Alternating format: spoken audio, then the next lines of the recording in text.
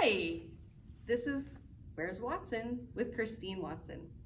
I'm here at the University of Manitoba today for a Queer Leadership Symposium, and I'm very pleased to be here with Dr. Robert Mitzi, who has organized the symposium that RRC Polytech is a proud sponsor of. So Dr. Mitzi, tell us a little bit about who you are and why you're leading the symposium today. Sure. I'm the Canada Research Chair in Queer, Community and Diversity Education.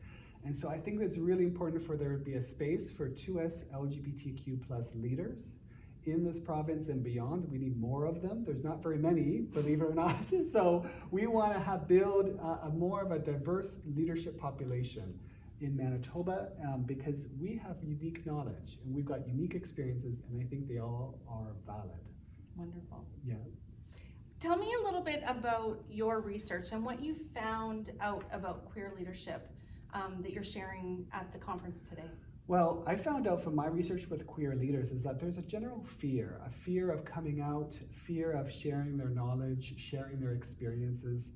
And I don't think that a leader should have to live their life in fear. I think they should be relentless trailblazers, exciting, creative individuals. And so I'd like to see them change. I don't have to see the system change so that queer leaders can feel open and feel like they're included and supported by their organizations. Wonderful. As educators, obviously we both come from post-secondary education. Yeah. How can we make a difference in this work? Obviously, both of us are queer leaders, Yeah. So we have a role to play in our own organizations. But how do you see education systems really needing to lean in to this work to make a difference? Well, I just start thinking about the queer leader who has yet to become a leader. And I think I'm thinking about the students in our classrooms, that they may one day become prime minister, they may want to become some sort of leader of a corporation. And if educators could just be more inclusive in their teaching and in their curriculum, so that queer leaders can just feel like they can belonging and they have something to share and they can foster their sense of resilience and innovation, then we can really develop a really amazing community. Oh, that's wonderful. Well, you are obviously developing a really amazing community here. It's been our honor to be part of this symposium today, and we look forward to continued collaboration. Thank you. Thank you so much. Hello again. This is Christine with Where's Watson? I'm at the University of Manitoba at the Queer Leadership Symposium, and I'm very pleased to be joined by Ebony Nowakowski, who is a proud member of our gender and sexual diversity group at RRC Polytech, and also one of the participants in the symposium today. So Ebony, I wanted to ask you why you chose to come to the symposium today.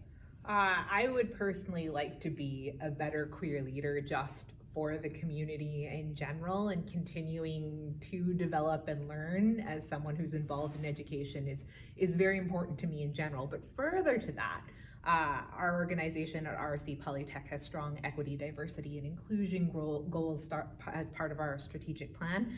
I want to be better at that as well, and bring more to that so that I can continue to be in leadership roles and be a participant in groups that drive that change, such as the Gender and Sexual Diversities Working Group. Yes. So as we were talking earlier about your role as copyright officer in the library, and I'm wondering if you can talk a little bit about how being a queer leader at RRC Polytech has influenced the work that you do in your professional kind of realm. Oh, how being a leader has influenced my professional realm.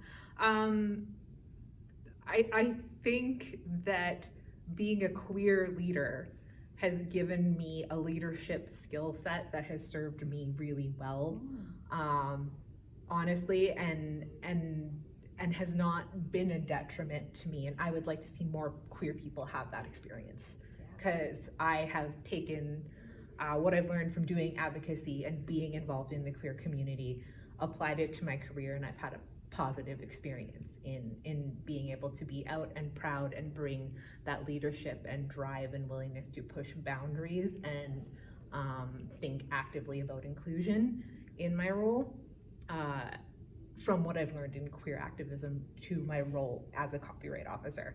And I would love to see other queer individuals have that experience and be able to have the opportunity to do queer leadership and have that be a strong support to their career.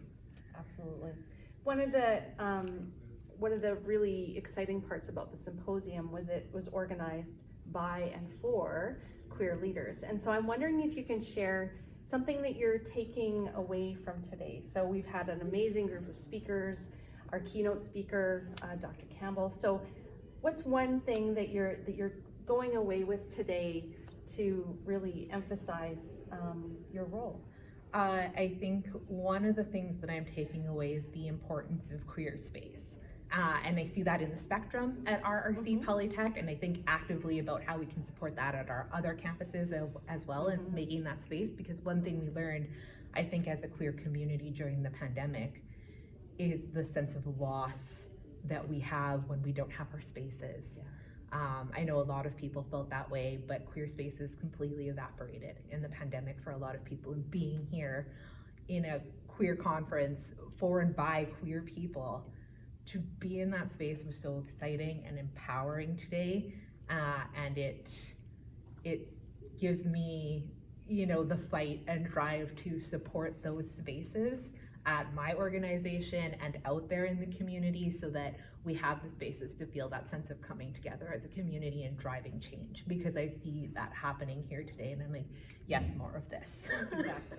Well, thank you so much for joining us today. I know we had other RRC Polytech staff members here as well, and so we want to thank the University of Manitoba for inviting us to be a part of today's symposium, and we look forward to future collaboration and future conversations as queer leaders. Absolutely, thank you so much.